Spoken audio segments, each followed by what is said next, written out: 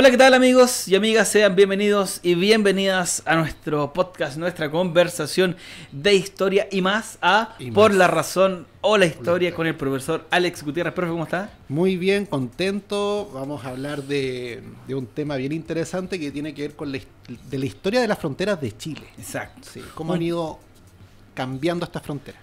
El país largo y angosto que la otra vez... Esta larga y angosta faja de tierra. Exacto, que siempre nos enseñan así, que la otra vez yo veía un mapa que si hacíamos la comparación entre lo largo que es Chile y Europa, por ejemplo, cruzaba casi toda Europa. Sí, es un país bien extenso, de norte a sur. Estamos hablando más de 4.000 kilómetros, lo cual es enorme, es una extensión gigante.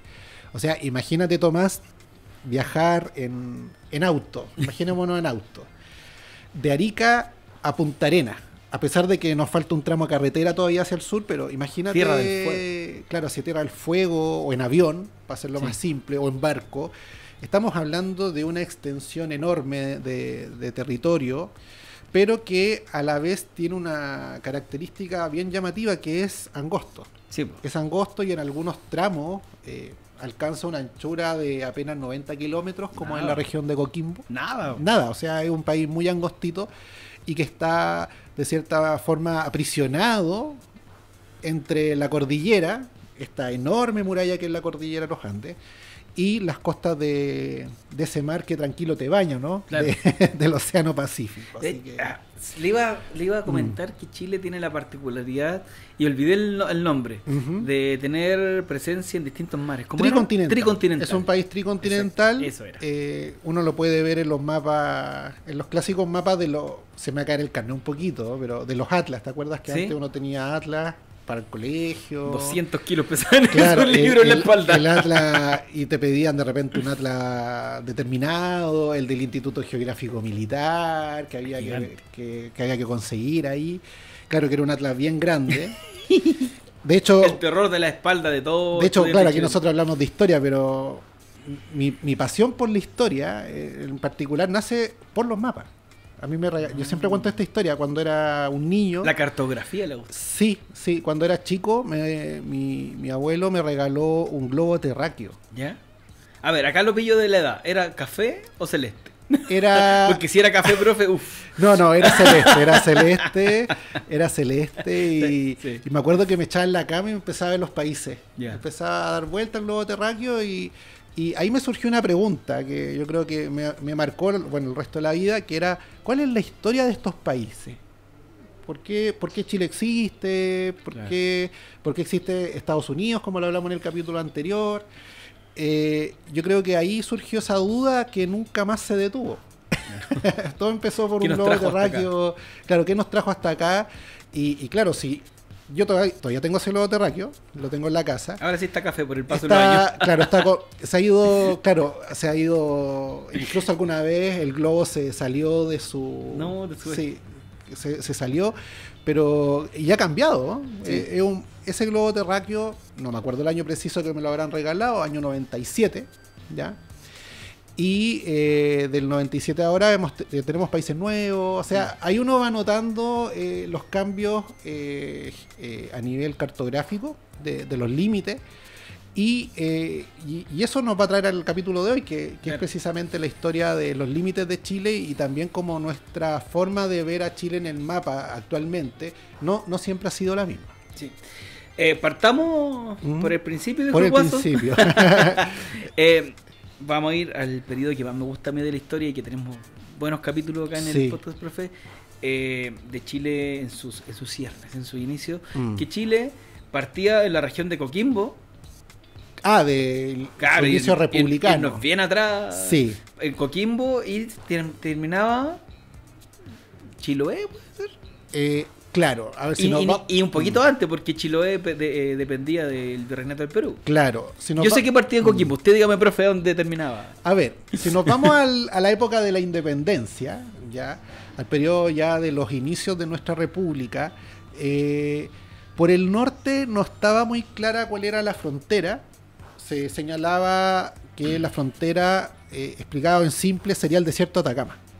Entonces no estaba muy claro hasta qué punto, hasta qué paralelo hacia el norte llegaba Chile, pero si pudiéramos localizar algún punto específico, poblado, sería quizá un poquito más al norte de Copiapó. De hecho, ya en el siglo XIX se hablaba de la caleta de Paposo, que queda al norte de la región de Atacama, al sur de Antofagasta, ¿ya? Más o menos hasta por ahí llegaba Chile. Y hacia el sur, bueno, la cordillera siempre ha sido nuestro límite hacia el lado argentino. Claro. La pregunta del millón era hasta qué cerro de la cordillera llegaba Chile y empezaba Argentina, que eso va a tener ahí, bueno, lo vamos a ir desarrollando en el capítulo de hoy. Y hacia el sur tenemos una primera frontera, que le llamaban de hecho la frontera, que era el río Biobío. El río Biobío era esa frontera, entre comillas, natural, pero también cultural, entre el Chile colonial, o el Chile republicano, ¿cierto?, y los territorios mapuches. Entonces ahí tenemos una zona autónoma, que eran las tierras indígenas mapuches, pero luego volvía, podríamos decir, el poblamiento colonial, español, con Valdivia, que era un enclave rodeado de territorios indígenas, que por su ubicación, importancia estratégica, estaba ahí poblado. Todo lo que es la zona de Corral, ya toda esa zona de los fuertes, más Valdivia. Hacia finales de la colonia se había fundado también Osorno, ya, pero era un punto muy pequeñito en el mapa. Y luego Chiloé, ya, que como tú dices, Tomás, Chiloé en la colonia no dependía de la gobernación de Chile o Capitanía General, como se le llamaba, sino que dependía directamente del Virreinato del Perú. ¿Puedo hacer un alcance? Y que lo dijo usted también en uno de los capítulos anteriores que tuvimos cuando hablamos de la República de Chile, esta nación emergente, de que, y cuando me lo dijo, de verdad, en todos estos años que a mí me gusta la historia, leo historia, nunca le había tomado el sentido, hasta que usted lo comunicó, que claro, ¿por qué no estaban tan definidas las fronteras en esos años? Y era porque todas las otras naciones, las Provincias Unidas del Río de la Plata, la Capitanía General de Chile, etcétera, eran todas partes del Virreinato del Perú. O sea, estaban bajo el Virreinato del Perú, español, pero eran parte del Imperio Español. Éramos parte del Imperio Español. Y ahí no habían fronteras, era todo lo mismo. Era todo lo mismo, claro. En el caso de Chile teníamos más conexiones con el Virreinato peruano, tanto a nivel administrativo como a nivel económico. Sí. Era el principal socio comercial de Chile en el periodo colonial. De hecho, nosotros le vendíamos trigo a los peruanos y ellos nos vendían principalmente azúcar. Era el comercio que se generaba, la caña de azúcar. Claro, en la colonia. Y cuando Chile nace como un estado independiente, esa va a ser su primera base económica, la agricultura. ¿Ya? Era un país dedicado a la agricultura, basado en el cultivo del trigo, como lo señalé recién. Y ya a partir de la década de 1830 comienzan a tomar más importancia otras áreas económicas, como va a ser la minería. Y ahí tenemos, por ejemplo, el caso del Norte Chico, que para que las personas que nos ven se orienten, el Norte Chico sería la región de Atacama y la región de Coquimbo. Ahí tenemos el Norte Chico de hoy en día. Sí. Quiere ser nuestro norte. Claro, hasta ahí llegaba Chile, hasta el Norte Chico. Y ahí tenemos un boom de la minería, tanto del cobre. Por ejemplo, ahí tenemos la mina de la Tamaya, cerca de Ovalle, y también tenemos la mina de plata de Chañarcillo, que va a ser una mina muy, muy rica, la mina de plata más rica en nuestra historia, que va a permitir un desplazamiento de población hacia estas zonas mineras, porque hay algo que no se menciona mucho en los libros de historia que uno tradicionalmente lee para el colegio o nuestros momentos de esparcimiento. Porque en general, y esa es una forma también de ver la historia, cuando se habla de historia, y a mí me pasa mucho también como profesional del área, ¿ya? Las personas creen que saber historia es saberse la fecha, o el personaje, o la batalla, pero eso es anecdótico. Es anecdótico, porque lo que importan son los procesos, y cuando uno analiza los procesos, uno tiene una comprensión más amplia de la disciplina. porque es una disciplina la historia, no es una ciencia, creo que alguna vez lo hablamos, no es una ciencia que se acerque a la matemática, a la física, a la química, es una ciencia social. Si no la odiaría tanto. Claro, enhorabuena, es una ciencia que se enfoca en el estudio del ser humano en el tiempo, ¿ya? ¿Y qué pasa con el norte chico? Tenemos un proceso de migración de chilenos hacia esta zona para trabajar en las minas del norte chico.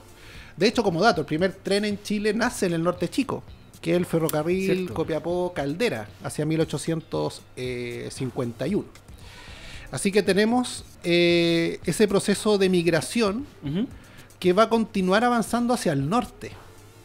Porque en lo que sería actualmente la zona de Antofagasta, tenemos una migración hacia lo que sería áreas del litoral antofagastino, tanto para la minería, ahí tenemos la mina de Caracoles, otra mina de plata, tenemos la explotación del guano, que era utilizado como un fertilizante para la agricultura antes del salitre, y el salitre propiamente tal.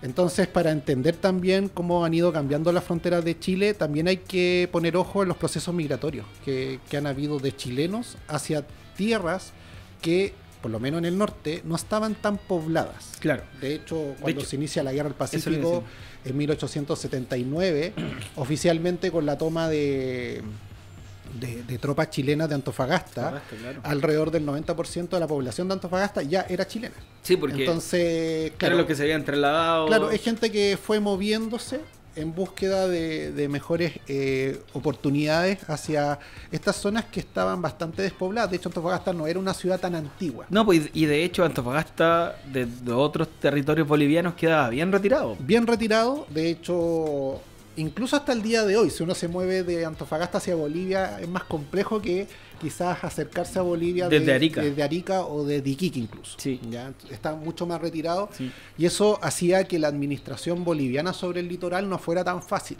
Sí, por un tema de distancia y también de cómo eran los caminos en esa época. Claro, de hecho, cuando llegan, y están los libros, cuando llegan las tropas chilenas a Bolivia, a Bolivia, a la litoral boliviano. Claro, de Antofagasta son recibidos con vítores, con aplausos. Claro, no murió nadie, no se disparó una bala. Exactamente. No se disparó una bala. Porque, claro, ¿quiénes estaban en Bolivia?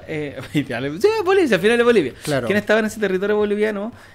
Eran los dueños de empresas, los directores de esas empresas que eran bolivianos, y la mano de obra, o la policía. Exacto, pero era muy reducido. Claro, la autoridad boliviana de la región, de la zona litoral, pero claro, el grueso de la población, y eso también generaba conflictos con la autoridad boliviana, era que en su gran mayoría, insisto, 90% eran de origen chileno. Otro punto, profe, antes que empecemos a hablar de la expansión del territorio chileno, usted mencionaba que llegaba a la región de Coquimbo, Biobío, y después venía a estos territorios... Estos enclaves hacia el sur. Claro, los enclaves del sur de etnia, mapuche y todo. Para explicarlo también, porque también es un valor súper importante que usted lo menciona también en de nuestros capítulos del podcast, es que estos asentamientos o los líderes mapuches tenían ciertos tratos también con las autoridades españolas / Virreinato del Perú. Sí, habían relaciones, habían relaciones como podríamos decir de tipo diplomáticas, ya si lo quisiéramos llamar así. Porque no lograron conquistarlo más que todo. Claro, no. El proceso de conquista para los españoles fue bastante desastroso en el sur. O sea, pregúntenle a Pedro Valdivia cómo le fue ese intento por conquistar la Araucanía. Son las únicas colonias o territorios de pueblo originario, primero, que no los arrasaron y que no los pudieron doblegar. Exactamente. El Flandes indiano, decían los españoles. ¿Cómo? El Flandes, por Holanda. Holanda fue un territorio del imperio en algún momento, pero que se rebeló. Claro. Y bueno, ahí viene la independencia de esta zona que sería actualmente los Países Bajos. Pero en América también le ocurrió algo similar, y en este caso sería el territorio de la Araucanía, el territorio mapuche. Y ahí, claro, se produjo finalmente una autonomía por parte de estas comunidades indígenas, Y finalmente la decisión de la corona española fue, bueno, mejor llevémonos bien con ellos y hagamos reuniones de vez en cuando. Y ahí tenemos los famosos parlamentos, que era donde se reunían loncos mapuches con autoridad de la corona. Se hacían ceremonias por cada uno de estos grupos y se llegaban a acuerdos, ya sea acuerdos para evangelizar, acuerdos sobre el tránsito, porque de repente habían insurrecciones, habían hechos de violencia, intercambio prisionero, ya eran prácticas bastante comunes que incluso se hicieron a inicios del periodo republicano. Después eso se perdió, pero en su inicio hubo un intento de continuidad de los parlamentos. Por lo menos en la década de 1820 se pueden constatar también que hubo parlamento entre el Estado de Chile naciente y las comunidades mapuches del sur. Ya, profe, esta es la raíz, es los cimientos de Chile. Sí. ¿Cuándo empieza Chile a expandirse, entre comillas? A ver, si vieron el capítulo de Estados Unidos, nosotros también tenemos nuestro propio proceso de expansión territorial, tanto hacia el norte como hacia el sur. Ya hemos estado hablando un poquito del norte chico, cómo se fue poblando producto del auge de la minería. Y esa población también continuó avanzando hacia el norte, hacia lo que sería la región de Antofagasta. Y en el caso del sur ocurre algo más o menos similar, ¿ya? Lo primero que hay que tener en consideración es que se desarrollaron distintas políticas por parte del Estado de Chile para ocupar efectivamente territorios que reclamaba. Porque una cosa es ver a ese Chile en un mapa. Uno dice, uy, qué grande ese Chile, que incluso incluía territorios que daban hacia el Océano Atlántico, como era el territorio de la Patagonia. Pero otra cosa muy diferente era una ocupación efectiva del territorio. Ya. Y cuando hablamos de una ocupación efectiva del territorio, creo yo que ahí podemos destacar lo que va a ser el proceso de colonización de la zona de Yanquihue, ¿ya? Donde va a haber una ocupación efectiva del territorio mediante fundación de ciudades, como va a ser el caso de Puerto Varas con Puerto Montt. De hecho, eso ocurre en el gobierno de Manuel Montt. Estamos hablando que Manuel Montt era el presidente y Antonio Varas era su ministro del Interior. De ahí los nombres de estas ciudades. Y en ese proceso de ocupación de ese territorio se va a promover la migración de colonos alemanes. Ya, que se traen a Chile y que se les da territorios para que se asienten en lo que vendría siendo las orillas del lago Yanquihue. De hecho, esa presencia hasta el día de hoy se nota en la zona, ¿ya? En la zona Frutillar, Puerto Varas. Cultura, arquitectura y los sabores. Gastronomía. Que es lo que más me gusta. Claro, llega la cerveza de a poco a la zona. Claro, y ahí podemos ver que esa migración alemana se va a sentar en esa zona, podríamos decir, de Valdivia, incluyendo también Valdivia. Y también ahí tenemos el proceso también de colonización y ocupación de lo que es la zona de Magallanes. Perfecto. Que eso también se da durante ese periodo, de hecho se da un poquito antes, se inicia en el gobierno de Manuel Bulnes, la ocupación de Magallanes, y ahí tenemos hitos importantes como la fundación del Fuerte Bulnes y la fundación de la ciudad de Punta Arenas en 1849. Esto que usted dice, la ocupación es porque esto no dependía de otro país, sino que era parte del territorio araucano, ¿no? ¿Cuál territorio? Lo que usted decía, la ocupación de Bulnes. En el caso de Magallanes, era un territorio ocupado por pueblos originarios. Ahí destacamos la presencia Jauniken, tehuelches, como también se le llamaba, y la presencia Selkman, que vendrían siendo los onas, como se llamaba antiguamente en las clases de historia.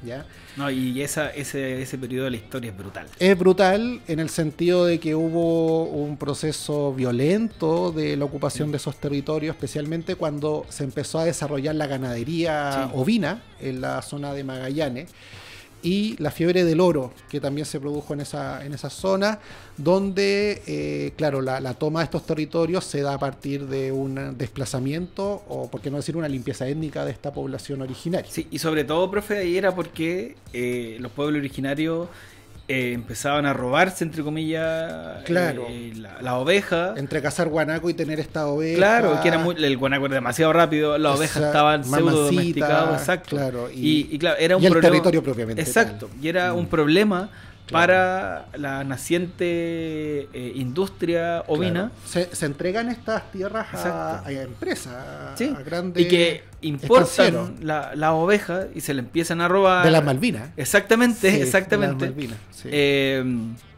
Y se la empiezan a robar. Entonces, claro, empiezan a tener este desorden y le encargan a cierto personaje la matanza y es brutal y entre medio se intenta, entre comillas, salvar a algunos Selman, se llevan a unas misiones de los salesianos en la isla 2 y se lo empiezan a llevar, los visten, un desastre. Claro, porque ¿y qué pasa ahí con los Selman? Que los visten, porque claro, era ¿cuánto se llama? Un territorio muy austral, con un clima bien fuerte. Muy complejo. Y eran personas que solo usaban un taparrabo. Si es claro. Pero claro, lo empiezan a vestir. Con ropa usada. Con ropa usada. ¿Y qué viene esto? Infecciones, piojos, enfermedades. Claro. Y el mismo ambiente, porque ellos se mojaban. Claro, transpiraban y se quedaban con esa ropa mojada y se enfermaban. Y no tenían la inmunidad que sí tenían el resto de la población. O sea, esto es más o menos similar a lo que pasó varios siglos atrás con la conquista española. Exacto. O sea, es un proceso violento, claramente el proceso de conquista, porque es una conquista. Exactamente. ¿Ya? Pero también están las enfermedades. Sí. Las enfermedades van a diezmar las poblaciones indígenas en América. Hay estudios que indican, aquí me fui un poquito para atrás, pero en el siglo XVI alrededor del 90% de la población indígena desaparece, producto de las enfermedades. O sea, las enfermedades hicieron estragos y eso también se puede notar en el caso de lo que fue la conquista, la conquista y colonización del territorio austral, que va a tener una importancia estratégica para el país. O sea, que son las llamadas, entre comillas, muertes silenciosas. Exactamente. Y en el caso de la conquista del territorio de Magallanes y su colonización, también tiene un interés estratégico de ocupar una zona que cada vez cobraba mayor importancia desde el punto de vista del tránsito, que era la zona precisamente del Estrecho de Magallanes. ¿Por qué? Porque ya no están los clásicos barcos a vela, aparece el barco a vapor, el comercio internacional va aumentando y eso genera un interés por parte de Chile, que también percibía que había un interés por parte de otras potencias de ocupar esa zona. Entonces Chile se adelanta y finalmente termina por hacer, insisto, una ocupación efectiva del territorio. Entonces hacia el sur tenemos Yanquihue y tenemos la zona de Magallanes. ¿Ya? Perfecto. Hasta el momento, ojo que todavía no hemos hablado de los tratados. No, estamos recién empezando. ¿Ya? Y bueno, ¿cuál es el criterio para establecer fronteras en un inicio? Hay un principio que está en latín, que es el uti possidetis. ¿Ya? Y este principio establecía... Suena como un nombre de dinosaurio. Claro, o una especie de hechizo de Harry Potter, ya, uti possidetis, que en pocas palabras significaba que lo que era mío seguía siendo mío. Perfecto. Y el criterio eran las fronteras que se habían definido en el periodo colonial. Ya. Entonces, si la gobernación de Chile era los territorios del Chile central, hacia la zona austral, la Patagonia, en teoría eso se iba a mantener. Yeah. Y ahí tenemos los primeros encuentros con las Provincias Unidas del Río de la Plata, Argentina, en materia de definición de límites. Y algo súper importante que va desde los inicios con la Argentina es que en caso de que no estén de acuerdo en países, un tercero va a decidir. O sea, el criterio, podríamos decir, más... El árbitro. Claro, más civilizado, entre comillas, que tiene que ver con que si estamos en desacuerdo, bueno, no nos vamos a ir a una guerra, sino que un tercero va a ser la frontera por nosotros. ¿Y estaba definido en este caso el tercero? Eso se va a ir viendo de a poco. Ya. De hecho, el tratado clave para entender buena parte de la frontera que tenemos con Argentina es el Tratado de Límite de 1881. Ya. Que se firma justamente cuando Chile estaba en la Guerra del Pacífico. El gobierno en la época se dio cuenta claramente que no puede pelear con todos los vecinos. Sí. ¿Ya? Así que con Argentina se va a tomar una decisión, creo yo, bastante razonada, ¿ya? Porque, claro, hay mucha gente que dice, y esto es medio polémico, le regalamos la Patagonia, nos robaron la Patagonia era nuestra. Claro, en el mapa, pero no teníamos una ocupación efectiva y tampoco había un interés muy grande por parte del Estado chileno de ocupar esos territorios, lo que vendría siendo la Patagonia oriental. De hecho, las constituciones de Chile que funcionaron hasta ese momento y que mencionaban las fronteras de Chile decían que Chile era desde la cordillera hasta el Océano Pacífico, al sur hacia el Cabo de Horno, al norte hacia el desierto de Atacama, o sea, tampoco lo obviaban un poco. Estaba mencionado el tema de la Patagonia oriental, que no deja de llamar la atención. Claro, y aparte hay otro punto, el despliegue militar de la época. Hay que recordar que se trasladó casi todo el contingente desde el sur al norte. Claro. Porque ahí hubo hubo quienes pelearon en la Araucanía, etcétera, y fueron movidos, trasladados, ejércitos completos. El general Baquedano, por ejemplo. Todo quedó casi después. El sur quedó desprotegido. Claro, no había cómo enfrentar una posible guerra. Y porque el interés estaba en el norte. Exacto. Estaba en el norte. Y cuando se acaba la guerra del Pacífico, el interés pasa a ser la Araucanía. Exacto. Entonces, esos eran los territorios que tenían interés en esa época. Y el interés era económico. Exacto. Era económico, en el caso de la Araucanía, por la agricultura, la ganadería. Se produce ese proceso de ocupación del territorio mapuche y su posterior colonización. Claro. Y ahí tenemos un conflicto territorial que hasta el día de hoy alcanza. Y por otra parte tenemos el interés por la zona del salitre. Exacto. Bueno, pasemos al tiro entonces. Claro, ahí está el territorio de Antofagasta, que dijimos que era el litoral boliviano. Ahí también incorporamos ciudades chilenas actuales chilenas como Calama, la misma Tocopilla, que eran parte del litoral boliviano. Y al norte del río Loa, de su desembocadura, que como dato, el río más largo de Chile, porque se pega una vueltecita, ¿ya? Como una U, ya estaría lo que era el Perú, que sería la región de Tarapacá con Iquique, zona salitrera por excelencia en esos años. Y también tenemos allí Arica y Tacna, que van a ser los otros territorios que Chile se va a anexionar después de la Guerra del Pacífico.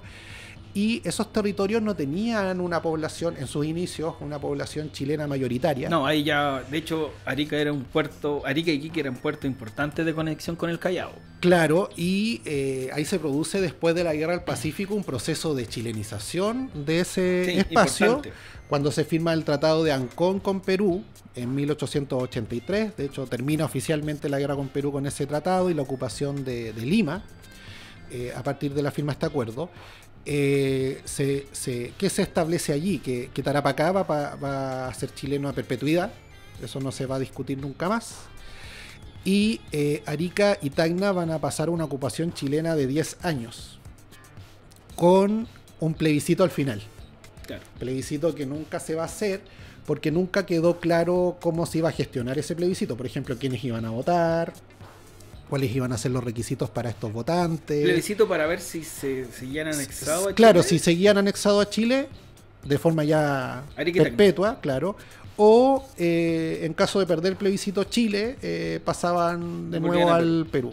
Plebiscito que nunca se hizo y esa fue una demanda peruana importante. O sea, se está cumpliendo el plazo, no hay plebiscito y por mientras se está todavía desarrollando un proceso de chilenización.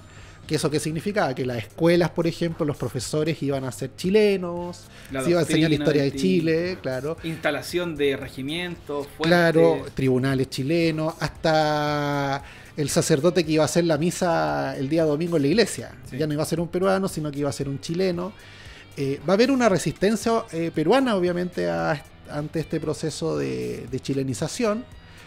Se van a crear logias por parte de los peruanos, instituciones incluso medias clandestinas porque estaban prohibidas para el desarrollo de prensa peruana en la zona o colegios donde peruanos fueran a estudiar y recibieran educación peruana y no chilena. Claro. Entonces es un proceso bien desconocido para el común de los chilenos. A lo mejor en el norte se sabe más de esta historia. Pero no tanto. Yo viví 15 años en Arica y me estoy desayunando. Claro, hubo un proceso de hostigamiento importante a la población peruana, expulsión de peruanos de Arica, de Tacna. Claro, eso sí, claro que cuando... Se forman ligas patrióticas chilenas para hostigar a la población local. Y ahora viene una pregunta porque usted me dice, claro, no se hizo el plebiscito, Pero ¿y en qué minuto Tacna vuelve a Arica? Perdón, a Perú. A Perú. Porque ahí claro, es un punto donde se habla harto esto en Arica, que familias quedan partidas. Claro. Porque son ciudades hermanas. Claro. Tacna y Arica son ciudades muy cercanas también. Pasaron a dominio chileno ambas, y siendo ambas peruanas, pero claro, después Tacna vuelve a Perú. Tacna incluso tuvo una corte de apelaciones. ¿Cuándo vuelve Tacna a Perú? Salvador Allende estudió en Tacna. Sí, pues. Claro, entonces era un intento, yo creo, muy planificado por parte del Estado de Chile para incorporar de forma definitiva estas zonas, pero claro, estaba el tema del plebiscito que no se hizo y tenemos las reclamaciones peruanas sobre qué iba a pasar finalmente con estas dos provincias. Claro, porque terminada la Guerra del Pacífico, Chile queda un tiempo en Lima, pero Lima no hay discusión y se entrega de nuevo. Claro, no habían intenciones de quedarse con Lima. Aparte, la resistencia peruana en la ocupación fue importante, entonces tampoco era viable mantener en el tiempo una ocupación chilena sobre esos territorios. Claro, además, militar y económicamente. Claro, y además por la lejanía, está el tema de la campaña de la sierra. Para Chile yo creo que fue muy complejo no firmar un tratado antes con los peruanos, porque aparte los peruanos tampoco querían firmar un tratado que implicara perder territorio. Y ahí estaba el gran problema hasta que finalmente se firma el Tratado de Ancón. Cuando se empieza ya a ver la luz al final del túnel en el caso de Perú y Chile en relación a Tacna y Arica, recién en la década de 1920, y ahí también tenemos la mediación de Estados Unidos. Estados Unidos también interviene como un árbitro imparcial. Estados Unidos se da cuenta y envía delegados acá a Arica. Está Pershing, héroe de la Primera Guerra Mundial, que va a la zona para ver la viabilidad de un plebiscito y se da cuenta que no es posible por las condiciones de la zona, por el hostigamiento hacia la población peruana. No se puede hacer un plebiscito. Y el primer antecedente es que en el año 1925, se entrega un territorio al Perú que está al norte de Tacna, que era la provincia de Tarata. Ya que ese también es bien desconocido. Se entrega un territorio que Chile había ocupado durante la guerra al Perú. Y luego tenemos el año 1929, donde se firma el Tratado de Lima. Y en ese tratado se decide una solución salomónica. Arica se queda para Chile y Tacna se le devuelve al Perú. Imagínate tú, el año 1929, que no es hace tanto tiempo, y la ocupación fue de hartos años, de 1880 hasta el 29, y se hace la demarcación terrestre que conocemos como la línea de la Concordia, que a grandes rasgos es hacer el límite 10 kilómetros al norte de la línea del ferrocarril que iba de Arica a La Paz. Y eso también incluye un yacimiento de azufre, Tacora, que está ahí también cerca del límite, que eso iba a quedar en manos chilenas. Entonces ahí se establece el límite con el Perú y se conoce como la famosa línea de la Concordia. Que hay un Cristo ahí. Claro, y ahí Tacna es de vuelta al Perú, y en ese tratado también se firma algo súper importante pensando en Bolivia. En el Tratado de Lima se establece que esos territorios, Tacna y Arica, no pueden ser entregados a un tercer país sin la aprobación de estos dos, tanto de Chile como de Perú. Por eso cuando en algún momento se ofrece salida al mar a Bolivia por el norte de Arica, esto se cae también por el rechazo peruano. Claro, porque el proyecto es parte de Chile y Perú dice que no. Claro, Perú dice que no, y ahí vamos a ir avanzando cuando nos toque hablar de Bolivia, pero por lo menos con Perú queda establecido lo que es la frontera terrestre. La marítima va a demorar un poco más, incluso vamos a tener un juicio en la Corte Internacional en relación a la delimitación marítima entre ambos países. Perfecto. Entonces, terminada la Guerra del Pacífico, pasó un montón de tiempo. Claro. Y claro, ahí se entrega al Perú. Al Perú. Ahora, ¿qué pasa con Argentina? Con Argentina yo creo que es donde ha habido más. Sí, porque es una frontera larguísima y geográficamente muy compleja. O sea, estamos hablando de la cordillera Los Andes, Hoy en día nosotros tenemos acceso a imágenes satelitales, pero imagínate lo que era trazar una frontera a partir de la visita de geólogos, geógrafos, de cartógrafos a la zona y empezar a definir por dónde tenía que pasar la línea. Claro, y de hecho, esto no es una apreciación personal mía, valga la redundancia, sino que la historia lo dice. Argentina ha ocupado sus fronteras con Chile políticamente, pero un montón de veces. Algunos lo han llevado a cabo, otros no. Pero siempre que pasa alguna crisis política, ¿a qué apelan los políticos argentinos, ya sea presidente, diputados, ministros? Sacan al tiro, pero la límite con Chile. Lo que pasa es que los conflictos fronterizos o las disputas fronterizas generan un sentido de unidad nacional en las sociedades. El llamado chauvinismo. Entonces, claro, eso me permite alinear a los míos, especialmente en épocas donde mi gobierno está con algún tipo de problema importante. O sea, eso uno lo puede ver en el caso de la política boliviana en su época. Sí. Cuando es curioso, había alguna crisis interna en Bolivia, algo que une a los bolivianos en la causa marítima. O en Argentina lo podemos ver con las Malvinas, ya donde ante un problema interno siempre pasa. Nos unimos a partir de un enemigo en común. Y en Chile siempre pasa que nuestros 3 vecinos, la frontera con Chile. Sí. Si usted se acuerda, hoy, miren la memoria de hoy día, hay un candidato argentino que posteriormente sale presidente, se me fue el nombre. Ya. Que dice, no, oye, si yo salgo presidente, vamos a recuperar Arica. Fue presidente y no hizo nada. Un peruano. Sí. Presidente peruano. No me acuerdo, creo que fue el que vino después de Toledo. No, se me está escapando. Ollantumala.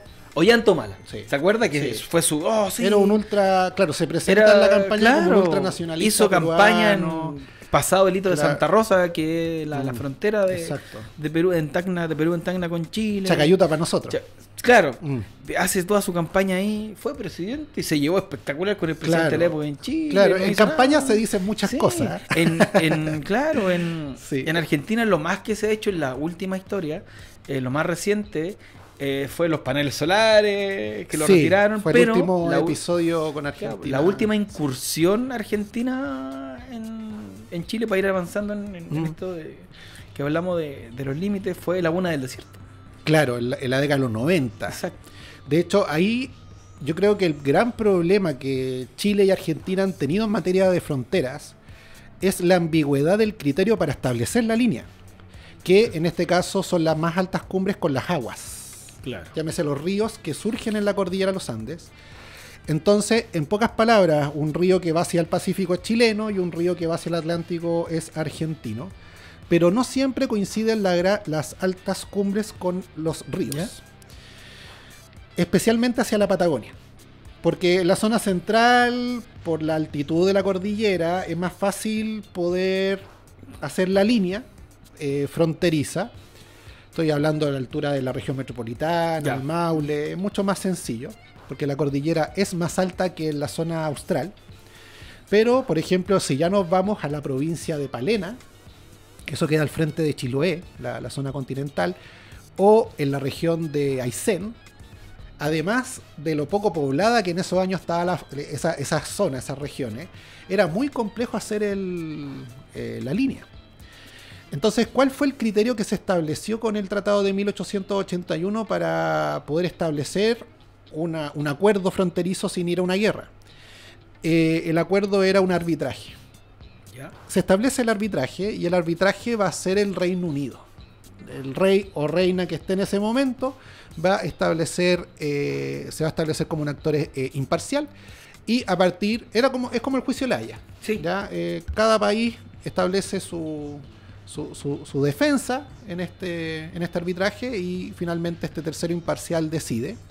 Y así se va a ir definiendo la frontera en Aysén, en Palena, pero van a quedar algunos puntos pendientes, como van a ser, la Laguna del Desierto, o Lago del Desierto, los campos de hielo sur, que todavía no están definidos, que ese es un detalle no menor. Cuando uno ve un mapa de Chile, hay una parte que no hay frontera, que son los campos de hielo sur, y las islas que estaban al final del canal Beagle. Picton y Leno.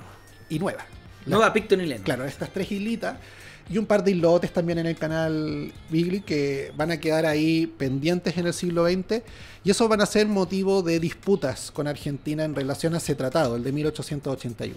Criterio distinto era la frontera hacia el norte con Argentina, en lo que vendría siendo la zona de Antofagasta, porque ahí también limitamos con Argentina, no nos olvidemos.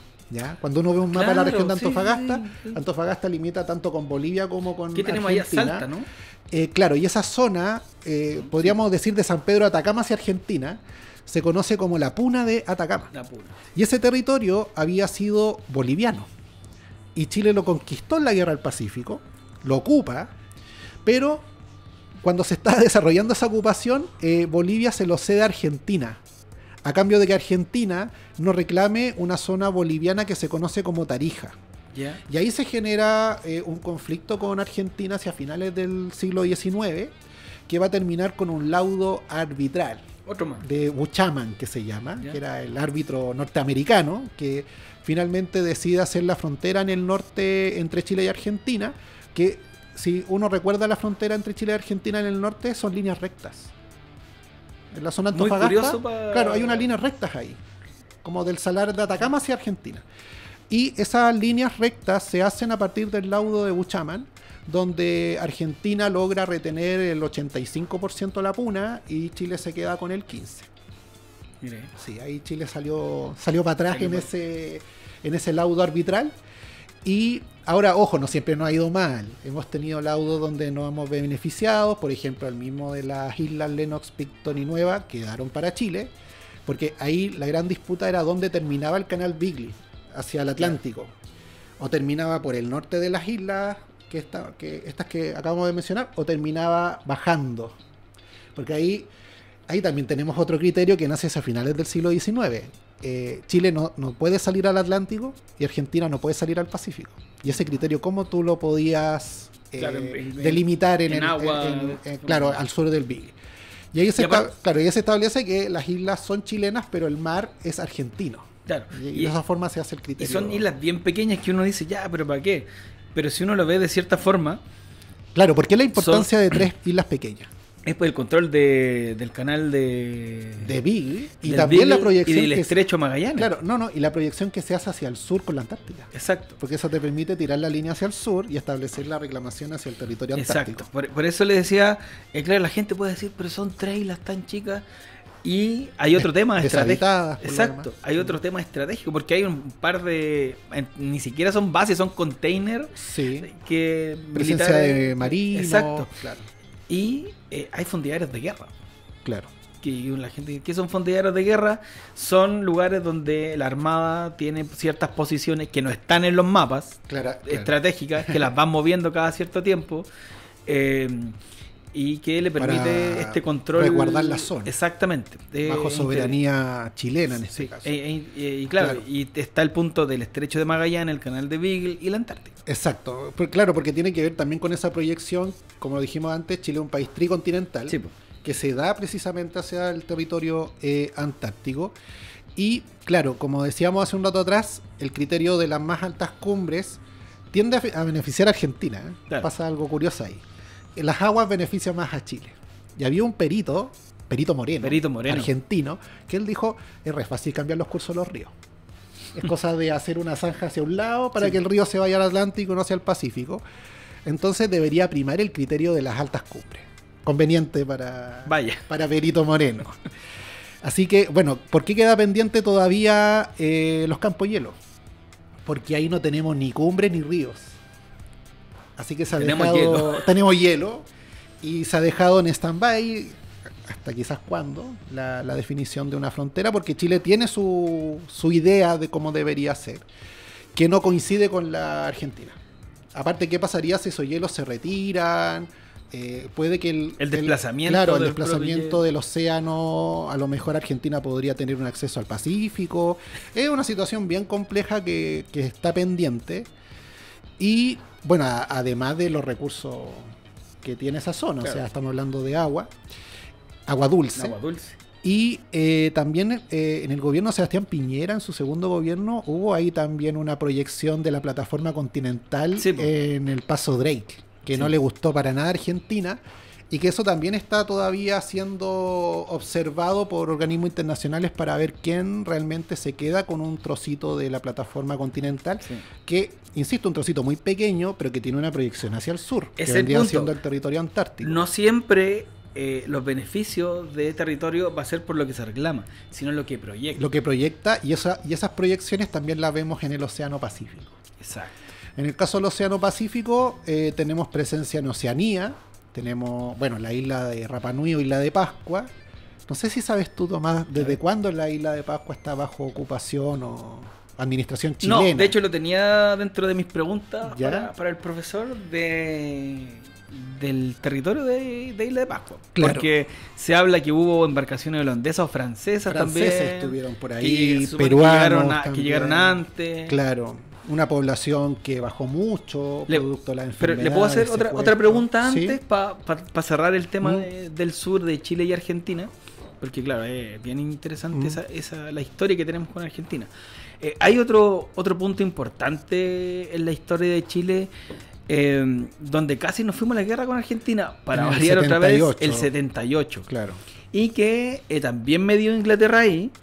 Claro, o sea, perdón, el 78 me dio el Papa. Sí, pero previo a eso había esta diferencia limítrofe, fue sometida al arbitraje inglés. Sí, y a lo que iba... Y estaba la reina Isabel en esa época. Eso, a lo que iba yo ahora, el 78. Llegamos a tal punto de conflicto el 78 y pasaban tan cerca los buques entre el límite marítimo que se agarraban, se tiraban papas. Y literalmente fue una guerra de agua. Me acordé de la película están de juegan una pichanga, están en mi enemigo, algo así. Claro, juegan ahí una pichanga, unos soldados chilenos y unos argentinos, y no sabían mi mejor bien, enemigo siempre. Claro, y no sabían bien en qué lado de la frontera estaba cada uno. Claro. Porque, claro, orientarse no es fácil. Sí, y lo que dicen marinos de la época, que pasaban tan cerca que se agarraban, se tiraban papas, o con las mangueras a bordo se tiraban agua entre ellos. Es como cuando se agarran los indios con los chinos en el Himalaya. Claro, sí, y entonces sus reglas del juego que no son armas de fuego, sino se agarran a combo un rato. Y que fue la instrucción que se dio desde el mando argentino, que se dio la instrucción de comenzar la avanzada marítima a Chile, pero el mal tiempo hizo que se frenara. Y a eso se suma, y que también se habla poco de esto, de la mala instrucción marítima que tenían en ese tiempo la Armada Argentina, que los que iban, la flota, los tripulantes de los buques, no eran marinos per se mareaban, se descoordinaban. No estaban preparados para la misión. En cambio, la Armada chilena, que eran marinos de carrera, de profesión, tenían esta resistencia. Y aparte Chile toma una posición de espera defensiva. Claro. De cierta forma. Claro. Se espera el ataque. No es una posición ofensiva de ir a atacar, sino de contener los ataques, que para el 78 estaba pensado que iban a ser en varios puntos de la frontera. Sí. No era solamente una guerra que iba a ser en la zona austral, nomás en la zona de las islas, sino que iba a ser una guerra mayor. Y Chile tampoco no tenía mayores recursos bélicos. Chile tenía embargo de armas en esa época. A eso iba, producto de la dictadura y... Teníamos aviones viejísimos. Y de la situación de derechos humanos que había en el país. Entonces Chile estaba en una condición de aislamiento bastante alto. Quizá, analizando la historia de Chile, ha sido el momento de mayor aislamiento diplomático chileno. Sí. De hecho, los relatos militares... Hasta hay unas declaraciones posteriores del general Matei que decía mayores aviones no teníamos y que si tenían que adaptar una flota aérea con lo que hubiera, metían metralletas dentro de avionetas, por ejemplo. En cuanto a la infantería, se pensó también y se calculó que en las islas iba a ser guerra de guerrilla. De hecho, hasta el día de hoy hay trincheras en medio de la nada. Minas también se instalaron en y la zona. La instrucción militar que había tenían 100 tiros por infante y el resto era tenían que aprovecharlos corvo. Y el resto era corvo. Exactamente. Era brutal lo que estaba planeado. Una guerra terrible. Hubiera sido una guerra terrible, o sea... Yo creo que una guerra es mala siempre, en cualquier momento y lugar, Pero claro, hubiese sido una guerra terrible considerando que compartimos tantos kilómetros, tanta historia en común. No, nosotros revisamos la independencia y vimos también ahí cómo estaban juntos San Martín, O'Higgins. Y lo otro que se planeaba, ha sido una experiencia traumática. De hecho, y esto no es que lo estoy inventando, lo que pienso, sino que son documentos de la época, reportajes, documentales, etcétera. La armada, la infantería y la avanzada argentina en proporción era mayor que la chilena. Claro. ¿Y qué era el plan que tenían, las instrucciones que tenían, conscripto, oficial, etcétera? Hacer la guerra bélica, pero la guerra psicológica. Claro. ¿Qué planeaba esto? Demostrar cuerpo, perdón, para no decirlo tan brutal, pero que era así. Sí. Tenían las instrucciones de desmembramiento y mostrarlo. Claro. Como todo muy barbárico. Yo creo que la guerra saca lo peor del ser humano. Totalmente. Sí, y menos mal que las inclemencias del tiempo permitieron frenar esa avanzada marítima y que luego viene la mediación del tercero para... Ahora, ¿por qué se inicia todas esas tensiones? Porque hay un fallo arbitral de la reina Isabel y se establece que las islas son chilenas. Claro. Y el gobierno argentino, que era una dictadura en esa época, estaba Videla, él dice, no, vamos a reconocer este fallo. Entonces, al no reconocernos y al caerse cualquier tipo de diálogo diplomático entre ambos países, la opción militar era la que estaba sobre la mesa y claro, ahí el que interviene fue Juan Pablo II, que llevaba muy poquito en el papado. Karol Wojtyła. Karol Wojtyła, papa polaco. Sí. El único papa polaco, por lo que yo recuerdo. Sí. Resulta que la solución ahí, interviene el Papa en dos dictaduras que se declaraban católicas. Claro. Entonces, por ahí entró el Papa y finalmente se decide, en el caso de la escuadra argentina, devolverse, dar vuelta atrás. Y no nos olvidemos, y mucha gente quizás sabe también este dato, viene la guerra de las Malvinas, no le va bien a Argentina en esa guerra, cae la dictadura argentina en el año 83, asume Alfonsín, primer presidente democrático post dictadura argentina, y en Argentina estas diferencias entre Chile y Argentina se solucionan mediante un plebiscito. Claro. Se hace un plebiscito en Argentina donde la gran mayoría del pueblo argentino dice las islas son chilenas, esto se acuerda con Roma y finalmente se sale de ese problema limítrofe. Y también lo que hablábamos antes de cuando hay un problema interno o descrédito de las cúpulas políticas, la dictadura de Videla ya se estaba viendo cuestionada por el pueblo argentino y también apela al nacionalismo con el tema limítrofe. Así parte también. Y después de Videla tenemos a Galtieri en la Junta Militar. Y que Galtieri era otro muy pro arma. Muy bélico. Y él es el que lleva a Argentina el artífice de todo esto, a las Malvinas también. Y claro, era un país que no estaba tampoco preparado para enfrentarse a una superpotencia como era el Reino Unido. Quizás, claramente calcularon mal ahí cuál iba a ser la respuesta de Thatcher en Reino Unido. Nunca pensaron que iban a mover su flota más poderosa. Además, no nos olvidemos, y esto muchas veces los argentinos lo sacan en cara, el apoyo chileno por abajo hacia los británicos. Claro. Pero claro, ese apoyo se puede explicar en parte políticamente por el problema que había habido en el Beagle. Claro, porque el análisis, y vuelvo, yo trato de ser lo más imparcial posible, solo hablo de lo que he leído, investigado y visto, que había también desde Chile se veía que si Argentina tomaba las Malvinas, las Falklands, claro. El próximo paso era retomar exactamente, la incursión bélica que se frenó el 78. Iban a ir inspirados. Sí, iban a ir inspirados y eso claramente a Chile no le convenía. Y la historia le decía a Chile que Argentina sigue teniendo ambición territorial y expansionista hacia territorio chileno. Claro, entonces era mejor en ese caso frenarlo tratar de frenar a Argentina mediante este conflicto que ellos tuvieron con los británicos. Profe, antes de cerrar, no podemos no hablar de Bolivia. Porque ya hablamos de Perú, hablamos de Argentina. Claro, ahora en relación a Argentina nos queda pendiente el tema de la laguna del desierto. ¿Ya? En los años 60 podemos darle un capítulo completo. Sí, en los años 60 tenemos el caso de un policía, un carabinero chileno que muere. Hernán Merino. Claro, en enfrentamientos con la gendarmería argentina. Sí. Y ahí también está el tema de los límites, porque habían habitantes chilenos en esa zona y llega la Gendarmería Argentina exigiéndole a estos chilenos que regularicen sus propiedades en Argentina y no en Chile. Mendoza, claro. Tenían que ir a regularizar a Mendoza. A Río Gallego. A Río Gallego, perdón. A Río Gallego. Y estos chilenos van a Carabineros y dicen, oye, vino la Gendarmería, que reguláramos aquí el tema de las propiedades. Y ahí van estos... Que era una tenencia. Estos carabineros, claro. Ahí van estos carabineros. Ni siquiera una comisaría, era una No, tenencia y más chiquitita. estamos hablando de una laguna que está ubicada al sur de la carretera austral, donde está la Villa O'Higgins. Sí. Estamos hablando al final. Y ahí se genera este tiroteo entre estos carabineros, estos gendarmes. Claro, y que era un pelotón importante de gendarmería. Claro, y estos carabineros fueron tomados prisioneros, Sí. o sea, muere este carabinero, el teniente Merino. Hernán Merino. Claro, es una situación muy compleja que se vive en ese momento.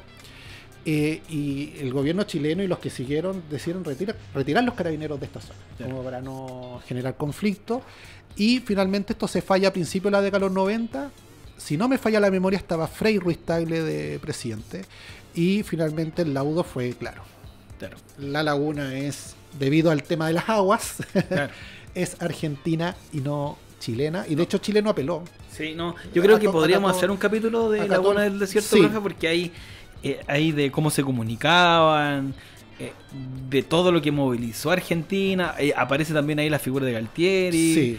Yo creo que podríamos hacer algo ahí sobre. Porque hay un ese piloto de caso. avioneta civil que sirve mucho. Quiero hablar de esto, pero nos vamos a extender más de la hora que ya llevamos. Exacto. Pero yo creo que podríamos hacer Laguna del Desierto. Podríamos hablar un día sobre este episodio. Claro, porque hay unos niños también entre medio. Sí, no, si hay de un verdad, drama ahí grandote. Es muy bueno. Ahora, en relación a Bolivia, a ver, bueno, dijimos, Antofagasta había sido boliviano.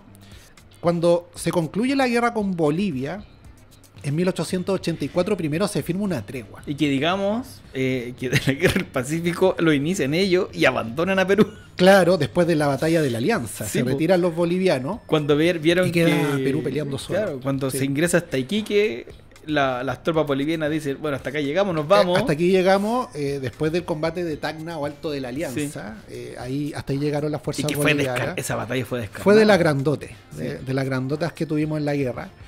Y polvorienta y sangrienta. sí. Me recuerdo que leí en un libro. sí, o cómo sea, describían en una especie de esa meseta batalla. que está Sí. ahí afuera de la ciudad de Tacna. Y bueno, tenemos esta tregua inicialmente en 1884 y en 1904 recién tenemos un tratado de límites con con Bolivia. Y ahí Bolivia ya cede lo que vendría siendo su aspiración marítima.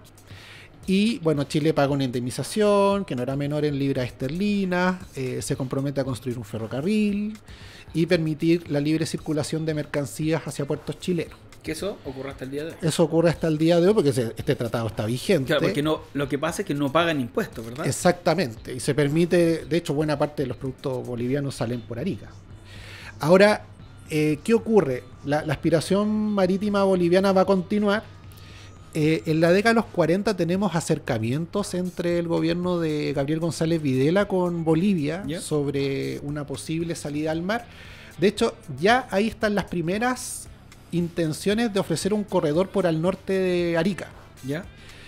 Y en ese momento era ya un corredor a cambio de territorio boliviano, que se hiciera una compensación. Incluso se le consulta al gobierno de Estados Unidos, porque Estados Unidos es el gran hermano acá en la región, si estaba de acuerdo o no. Ellos dijeron sí, convérsenlo, vean el tema.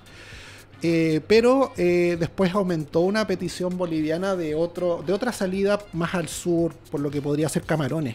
Ya. Entonces finalmente se Claro, cae. y ahí lo que no gustó en Chile es que iba a partir el territorio. Claro, y ahí se cae la propuesta y aparte está el rechazo peruano, como lo dijimos con el tratado del 29 de Lima. Y esta idea de la salida al mar boliviana se retoma en la dictadura militar.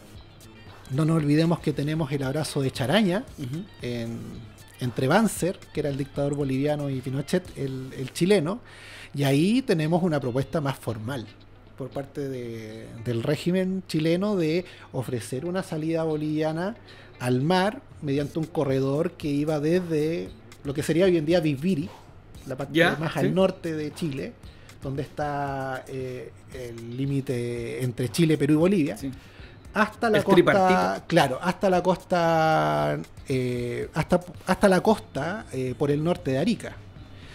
Y ahí la propuesta, bueno, yo creo que Pinochet sabía que la propuesta se iba a caer. Probablemente lo hizo para ganar tiempo, porque estaban muy malas las relaciones con Perú en ese momento. Perú también tenía una dictadura, pero más bien de izquierda. Ahí estaba Velasco Alvarado. Y el gobierno peruano había comprado muchas armas, aviones a la Unión Soviética. Sí. De hecho, el rearmamiento de Perú donde fue una de las épocas donde tuvo mejor armamento de la región. Exacto, exacto. Y en la época que Chile estaba con embargo de armas. Sí, pues no entonces, nada que hacer. Yo creo que Pinochet dijo, bueno, prefiero limitar con Bolivia que con Perú. Y le ofrezco esto a los bolivianos, pero bueno, viene el rechazo de Bolivia, la propuesta se cae e incluso Chile, bueno, Bolivia rompe relaciones diplomáticas con Chile en el 78. Relaciones rotas hasta el día de hoy. Claro, ¿y hasta dónde le quería entregar terreno de Arica o también con...? Se supone que era territorio chileno, ¿ya? Pero eso también lo tenía que aprobar Perú. Lo tenía que aprobar Perú, pero ahí se cae la propuesta. Claro, ahora... Podríamos analizar por qué Perú rechaza estas propuestas bolivianas, no lo sabemos bien, pero yo creo que tiene que ver con que ese fue un territorio peruano. Sí, entonces, que se le entrega a otro país. Porque siempre Perú se ha mostrado muy pro de sí, Bolivia necesita mar. Claro. Y ya, pero lo damos pero por acá no. En el gobierno Fujimori incluso hubo una propuesta ahí por un puerto, pero finalmente, viendo las carreteras y las distancias, Arica es como el lugar porque privilegiado no para se va a partir, porque la intención de recuperar Antofagasta es bien inviable. Es muy inviable. Primero es entregar territorio y lo otro es partir el país. Claro, o sea, yo no veo en lo personal ninguna viabilidad en ese... Ni política ni financiera. Ni financiera, ni militar, ni nada. Y lo otro, bueno, es la proyección marítima. Chile tiene una proyección marítima de 200 millas, que es una zona económica exclusiva. La de exclusión. Claro, y ahí Chile puede explotar recursos marítimos. Eso viene de los años 50, ¿ya? Esta idea de... O el mar territorial, que son las primeras 12 millas... que esa es la otra proyección de Chile. De hecho, un dato muy interesante, la zona económica exclusiva de Chile, que son estas 200 millas que yo estoy mencionando, equivale a la superficie de la India. Mira. O sea, estamos hablando de un inmenso territorio.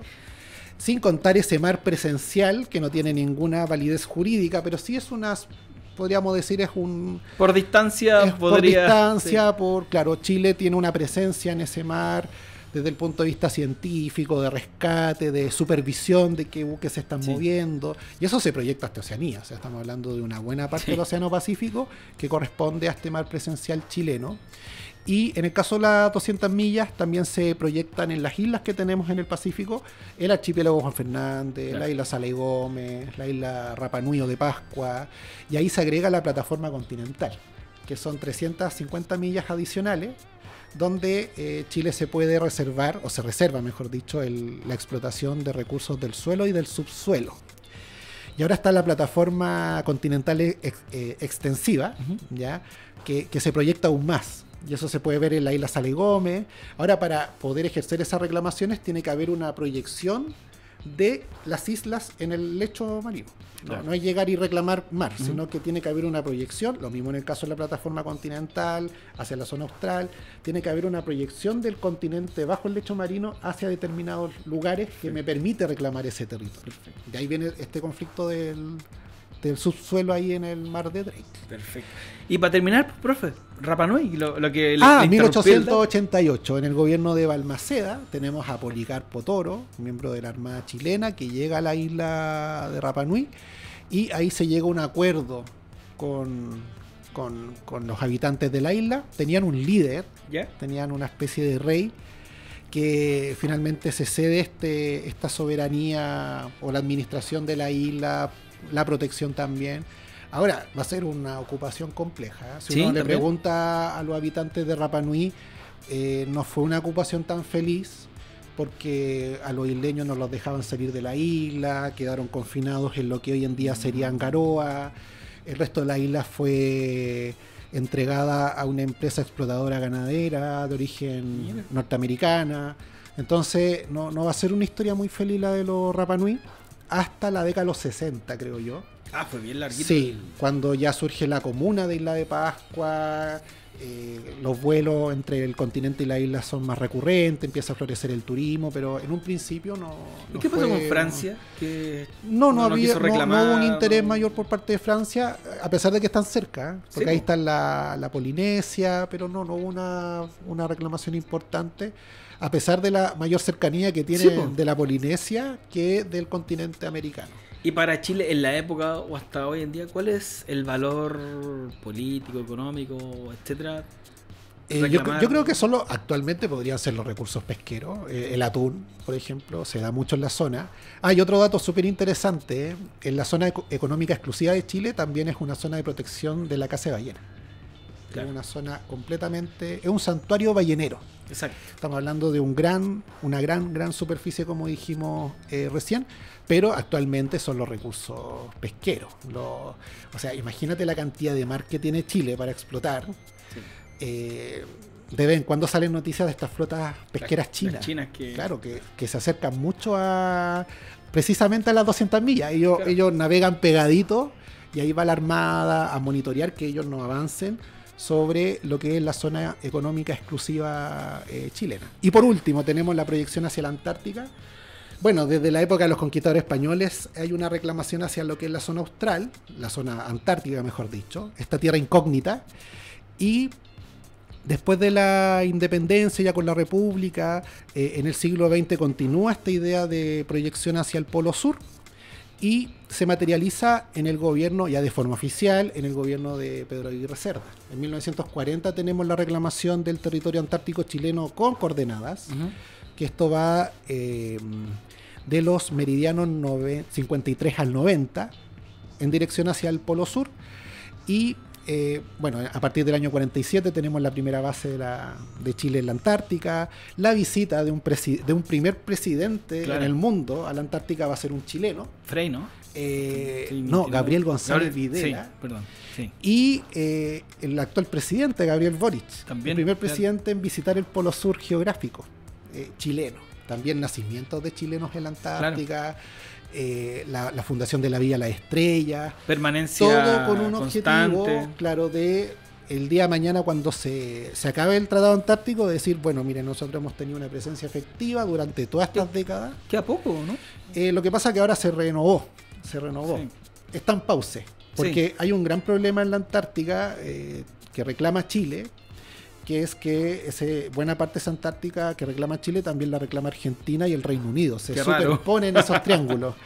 Entonces, por el momento se ha decidido mantener un status quo, que es privilegiar el interés científico por sobre otro tipo de intereses sobre el continente blanco. Claro, porque dicho sea de paso, en la Antártica no se reclama soberanía.